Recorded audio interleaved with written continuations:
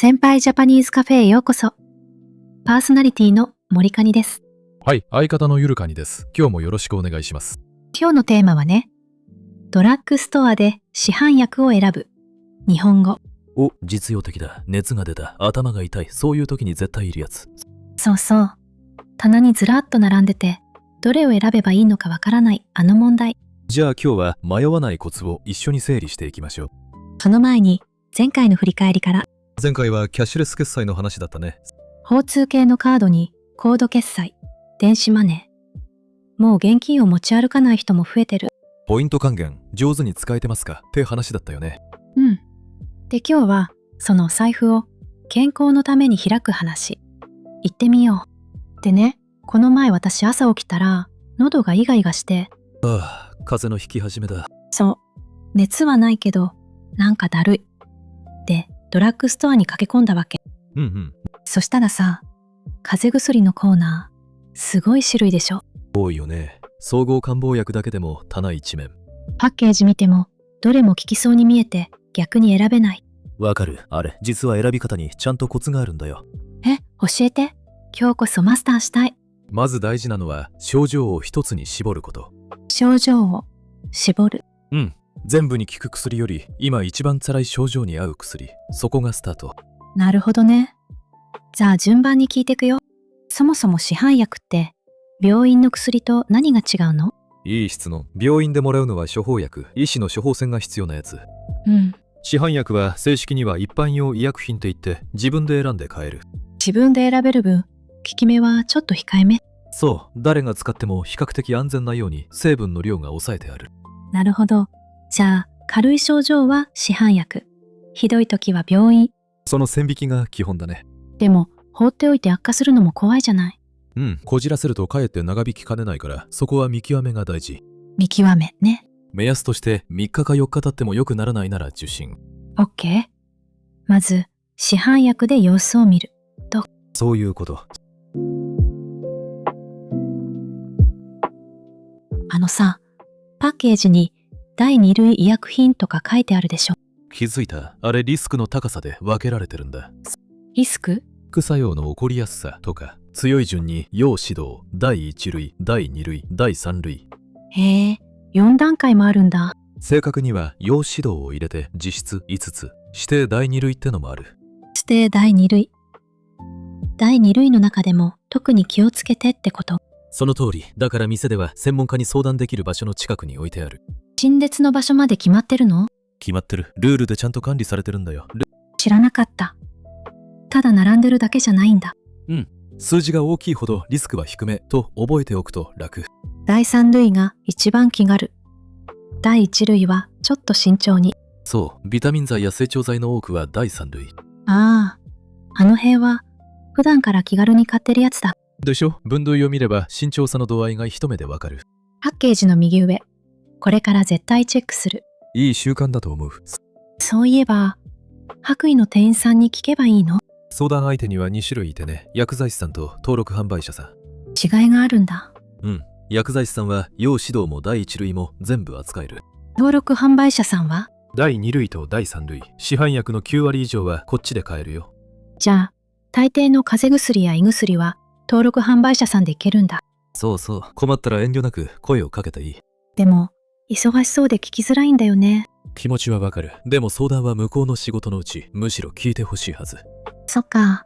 聞くのはタダだもんね。その一言で合わない薬を避けられることもあるからね。確かに。安物買いの銭失いならぬ、自己判断の遠回り。うまいこと言うね。でしょ？困った時のプロ頼み、覚えておいて。で、実際、どう相談すればいいの？症状ってどう伝える？コツは具体的に言うこと。ただ、風邪ですじゃなくて。例えば？昨日から喉が痛くて、今朝から鼻水も。みたいに、いつからどこが。いつから？どこが？どんな風に？そう、あと熱があるかないか、これで薬がだいぶ絞れる。痛みも、ズキズキか、ヒリヒリかで違うもんね。オノマトペ、すごく役に立つ。ズキズキは脈打つ痛み、ヒリヒリは表面。喉がヒリヒリ、頭がズキズキ。端的。それだけで店員さんはかなり判断できる。あと、市販薬と今飲んでる薬の飲み合わせも言った方がいい？絶対、持病や飲んでる薬があるなら必ず伝えて。お薬手帳、見せればいいのか？それが一番早い。スマホのアプリ版でもいいよ。なるほど。準備してから行くのが賢いんだ。備えあればだね。じゃあ具体的に、頭痛と熱にはどういう薬？解熱鎮痛薬だね。熱を下げて痛みを和らげる。痛みを緩和する。代表的な成分がいくつかあって体質で選ぶ。胃が弱い人でも大丈夫なやつとかある？あるよ。比較的胃に優しい成分もあれば、効き目が強めのもある。でも強ければいいってものでもないんでしょ？そこ大事。強い薬が自分に合うとは限らない。合う合わないがある。自分に合う一つを見つけておくと安心だね。そう。一度合うのが分かれば次から迷わない。空腹時は避けた方がいいんだっけ？多くは食後がおすすめ。家の負担を減らすためにね。用法用量ちゃんと読まなきゃ。それ、今日一番覚えて帰ってほしいやつ。はーい、肝に銘じます。後で詳しくやろう。さっきの風邪薬に戻るけど、総合漢方薬って全部入りだよね。そう。咳、鼻水、熱、いろんな症状にまとめて効く。便利じゃん。それ1個でいいのでは？手軽なんだけど、落とし穴があってね。落とし穴？鼻水しか出てないのに、咳止め成分まで一緒に取っちゃう。ああ、いらない成分まで体に入れることになるのか。そう。だから症状が一つなら症状別の薬の方が無駄がない。鼻なら鼻の薬。咳なら咳の薬。そういうこと。症状が一つに絞れてるならピンポイントで。いくつも症状があるなら、総合漢方薬。使い分けだね。ここでもさっきの症状を絞るが効いてくる。なるほど、全部つながってる。基本は一つ。覚えた。風邪薬飲むと眠くなるの。あれなんで？鼻水を抑える抗ヒスタミンって成分。あれに眠気の副作用があるんだ。ああ、だからか。昼間に飲んで打とうとしちゃった。だからパッケージに運転しないでって書いてあるでしょ。書いてある。あれ、大事なんだ。車やバイクに乗る日は眠くなりにくいタイプを選ぶ。そういう選択肢もあるんだ。あるよ。日中用と夜用みたいに分かれてる商品もある。賢い。仕事の日は日中用。寝る前は夜用。で、これも店員さんに聞けばいいのか。その通り。日中運転するんですけどの一言でいい。一言添えるだけで選んでもらえるんだ。遠慮は禁物。了解です。胃腸薬もいろいろあるよね。飲みすぎた次の日とか。あるある。でも胃薬もタイプが違うんだよ。胃薬は胃薬じゃないの？胃酸を抑えるタイプと消化を助けるタイプ。目的が逆なこともある。食べ過ぎと胃がキリキリするのとで違うんだ。そう。もたれるなら消化を助ける。痛むなら胃酸を抑える。また症状を絞るが出てきた。でしょ？結局そこなんだ。整腸剤はお腹の調子を整えるやつ。あれは第三類が多くて比較的気軽。乳酸菌とかね。普段から常備してもいいくらい。家に一つあると安心。メモ。春先になると毎年目がかゆくて鼻水も止まらないの。ああ、それ花粉症かもね。日本は春と秋に多いんだ。その花粉症の薬もドラッグストアで買えるの？買えるよ。アレルギーを抑える飲み薬に点鼻薬、それに目薬。目薬まであるんだ。かゆみ用、乾き用、目的で分かれてる。ここでも症状を絞る。また出た。絞る。今日の合言葉だからね。飲み薬はさっきの眠くなるやつと同じ？近いね。抗ヒスタミンが多いから眠気が出にくいタイプを選ぶといい。症状に応じて飲み薬と目薬を組み合わせてもいいの？いいよ。ただ成分が重ならないようそこは相談してね。なるほど。花粉の季節は早めに備えるのが吉。症状が軽いうちに始めると楽に乗り切れるよ。覚えとく。肩こりがひどい時の湿布も市販で買えるよね。買える。外用薬って言って体の外から使う薬だね。貼るタイプと塗るタイプがあるよね。そう。湿布にも冷やすのと温めるのがある。逆のことしてない？用途が違うんだ。急な痛みは冷やす。慢性のこりは温める。なるほど。ぎっくり腰は冷やして肩こりは温める。飲み込みが早いね。切り傷とかはどうすればいいの？消毒して軟膏を塗って絆創膏。これが基本の手当てだね。傷むすりも一通り揃ってるんだ。うん、家に一つあるといざって時に慌てない。常備しておく安心感あるよね。備えあれば憂いなしだ。ことわざ出た。そういえば最近さ、咳止め買おうとしたら、店員さんにいろいろ聞かれたの。あ、それね、ルールが変わったんだよ、去年。変わった？一部の風邪薬や咳止めに使いすぎると危ない成分が入ってるんだ。危ない成分。たくさん取ると依存につながることがあるんだ。市販薬で？そう、だから乱用を防ぐために販売のルールが厳しくなった。それで、いろいろ聞かれたんだ。今は原則1人1個まで、特に若い人はね。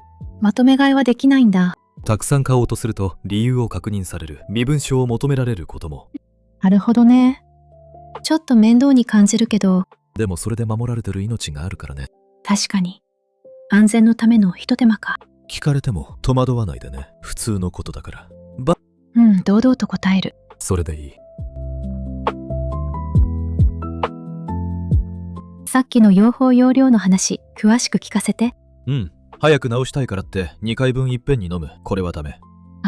やったことあるかも。気持ちはわかる。でも量を増やしても効き目が微倍になるわけじゃない。むしろ副作用まで安くなる。そう、効果は頭打ちでリスクだけ上がる。割に合わない。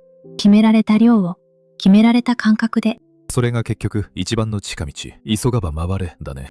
あと、他の薬と一緒に飲むのも気をつけなきゃだよね。飲み合わせね。同じ成分が重なると取りすぎになる。解熱鎮痛薬と総合感冒薬。両方に熱を下げる成分が。とか。まさに。だから重ねて飲む前に必ず確認。わからなければプロに聞く。そこに戻ってくるね。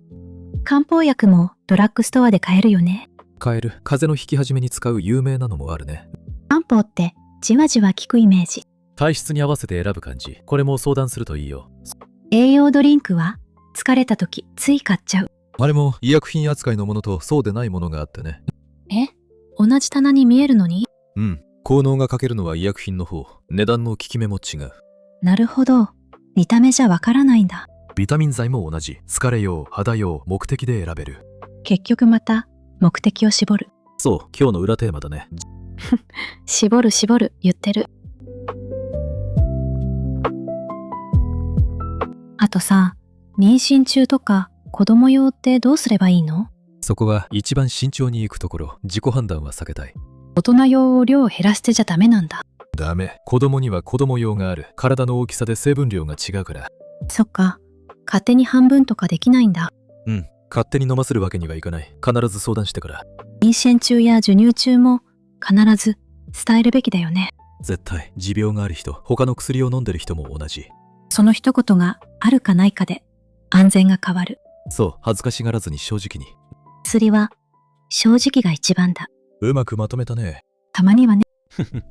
最近はネットでも市販薬買えるよね。買える。しかも去年から対象がぐっと広がったんだ。へえ。前は店じゃないと買えないのもあったよね。そう、今は薬剤師さんとオンラインで話して大丈夫なら買える。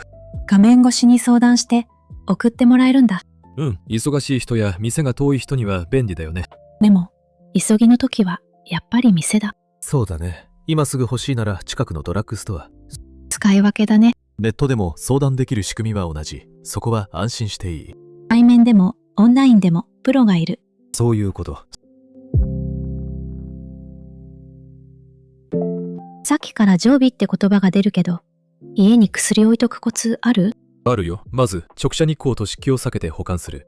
冷蔵庫に入れた方がいいの？基本は常温でいいものが多い。ものによるから箱の表示を見てね。箱は捨てちゃダメなんだ。そう、使用期限も箱に書いてある。捨てるとわからなくなる。使用期限って切れたら引かないの？効き目が落ちたり品質が変わることがある。過ぎたら使わない。もったいない気もするけど。安全には変えられない。ここも良薬は口に苦しいだね。うまくつなげたね。たまにはね。期限。今日帰ったらチェックする。いい習慣だ。処方薬でよく聞くジェネリックって市販薬にも関係あるの？あるよ。ジェネリックは後発医薬品って言って先に出た薬と同じ有効成分で作られた薬。同じ成分なのに何が違うの？大きいのは値段。開発費がかかっていない分先発品よりぐっと安いことが多い。じゃあ安い方が得じゃない？基本はね。ただ添加物や飲みやすさが少し違うことはある。効き目の本体は同じ。じゃあ薬局でジェネリックにしてくださいって言えるんだ。言えるよ。処方薬なら相談すれば切り替えてくれることが多い。市販薬の方はどう見分けるの？市販でも同じ成分で値段が違う商品が並んでる。成分表示を見比べるといい。見た目やブランドで選ばなくていいんだ。そう、中身の成分が同じなら安い方を選んでも損はしない。賢い買い物のコツだね。ただ初めての薬は一度相談してから、それが安心。成分は同じでも念のためね。そういうこと。用法用量の話が出たけど、飲み方そのものにもコツある？あるよ。まず水かぬるま湯で飲む。これが基本。お茶やジュースじゃダメなの？ものによってはね、お茶の成分やジュースが薬の効き方を変えることがある。飲み物で効き目が変わるの？変わることがある。特にグレープフルーツは一部の薬を効かせすぎてしまう。怖い。じゃあ、水が一番無難だ。そう、コップ一杯くらいの水でしっかり飲み込む。水が少ないとどうなるの？薬が喉や食道に張り付いて荒れることがある。少なすぎも良くない。なるほどね。あと、缶で飲んでもいいの？それも薬による。噛んじゃいけないタイプもあるから指示を守ってね。食前、食後、食間って書いてあるのも意味があるんだよね。あるよ。家の負担や吸収のタイミングを考えて決められてる。気道に飲んじゃダメなんだ。書いてある通りに飲むのが一番効かせる近道。飲み方まで説明書をしっかり読む。それが正解。海外から来た友達が、日本の薬は弱いって言ってたんだけど、本当？ああ、それはよく聞く。日本の市販薬は成分の量が控えめなものが多いんだ。なんで控えめなの？誰が使っても安全なようにっていう考え方。だから効き目もマイルドなことが多い。じゃあ、海外の強い薬を持ってきてもいいの？そこは注意。国によっては日本で禁止されている成分が入っていることがある。持ち込めない薬もあるんだ。あるよ。量が多いと事前の手続きが必要なこともある。心配なら調べてから。知らなかった。じゃあ、日本では日本の薬を買うのが無難だ。基本はね。それに成分表示を見れば何が入っているか確認できる。もう日本語が読めないと大変じゃない？最近は英語や中国語で対応してくれる店員さんもいる。遠慮なく聞いていい。お薬手帳もアプリなら言語を変えられるって聞いた。そうそう。自分の薬の記録をいつでも見せられると安心だよね。言葉が不安でも相談できる仕組みはあるんだ。困ったらまず声をかける。それが日本の薬局の使い方。心強いね。大丈夫。ちゃんと頼っていい。市販薬って買うと税金が安くなる制度があるって本当？あるよ。セルフメディケーション税制って言ってね。何それ？初めて聞いた。対象の市販薬を1年間で一定額以上買うと税金の一部が戻ってくる仕組み。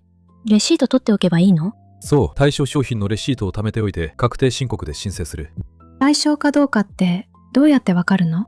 対象商品にはパッケージに専用のマークがついてる。レシートにも印がつくことが多い。へえ、意識して見たことなかった。花粉症の薬や風邪薬をよく買う人には結構大きいよ。普段の買い物が節税になるんだ。健康にお金を使う人を応援する制度だね。これは覚えておいて損はない。レシート捨てないでね。お酒と薬って一緒にしちゃダメってよく聞くよね。ダメだね。アルコールは薬の効き目を強くしたり副作用を出やすくしたりする。ただ酔うだけじゃないんだ。そう。特に眠くなる成分とお酒は最悪の組み合わせ。効きすぎて危ない。風邪薬を飲んだ日は晩酌は我慢だ。それが正解。薬を飲んでいる間はお酒は控えるのが基本。他に気をつける組み合わせってある？さっきのグレープフルーツもだし、牛乳で吸収が変わる薬もある。身近な飲み物ばっかりだ。だからこそ水で飲むのが無難なんだ。話がつながったね。ほんとだ。全部水で決められた通りに戻る。それが今日の裏の裏テーマかも。裏テーマ、多いね。それだけ大事ってこと？覚えます。水で決められた通りに。完璧。逆にさ、市販薬じゃどうにもならないものってあるの？あるよ。例えば抗生物質は市販では買えない。そうなんだ。ドラッグストアに置いてないの？置いてない。抗生物質は医師の診断と処方箋が必要な薬だから。なんでそんなに厳しいの？使い方を間違えると効かない菌が増えてしまう問題があってね。だから勝手に使えないんだ。そう。市販薬が守るのはあくまで軽い症状まで。線引きがここでもはっきりしてるんだ。熱や痛みを和らげて体が治るのを助ける。それが市販薬の役割。病気そのものを根っこから治すわけじゃない。いいまとめ。治すのはあくまで自分の体。薬はサポート薬。なんか、薬との付き合い方が見えてきた。頼りすぎず、でも上手に使う。それが一番。今日すごく勉強になった。よかった。で、市販薬で粘るのはどこまで？さっきも言ったけど、3、4日が一つの目安。良くならなかったら病院。あと症状が悪化してきたら日数に関係なくすぐ受診。深い熱が続くとか、息が苦しいとか、そういう危険なサインは市販薬で粘っちゃいけない。様子見がかえって命取りになりかねないんだ。そう、市販薬はあくまで軽い症状の味方。線引きを間違えないことが一番大事なんだね。迷ったら受診か相談。それが安全。無理して市販薬で治そうとしない。そこだけは覚えて帰ってほしい。はい、しっかり。よし。じゃあ今日のキーフレーズいこうか。ちょっと整理してみようか。今日のキーフレーズはこれ。良薬は口に苦しい。薬の話にぴったりだね。苦い薬ほどよく効くみたいな。半分正解。でも本当の意味は、ためになる忠告ほど聞くのが辛いってこと。ああ、耳の痛いアドバイスほど自分のためになる。そう、もう一回言うね。良薬は口に苦しい。例えば、店員さんのそれは合いませんよも良薬ってことか。まさに、ちょっと面倒な確認も自分を守る苦い良薬。聞きづらいことこそ聞く価値のある。いい締めだ。これ、覚えて帰ってね。じゃあ最後にみんなで練習。声に出してみよう。良薬は口に苦しい。いくよ。せーの。3、 2。 1。はい、お疲れ様。今日はドラッグストアで市販薬を選ぶ日本語でした。症状を絞る。分類を見る。迷ったらプロに聞く。この3つ。そして用法用量はしっかり守る。苦い忠告も良薬。健康は正直が一番。気に入ったらチャンネル登録よろしくね。それではまた次回。お大事に。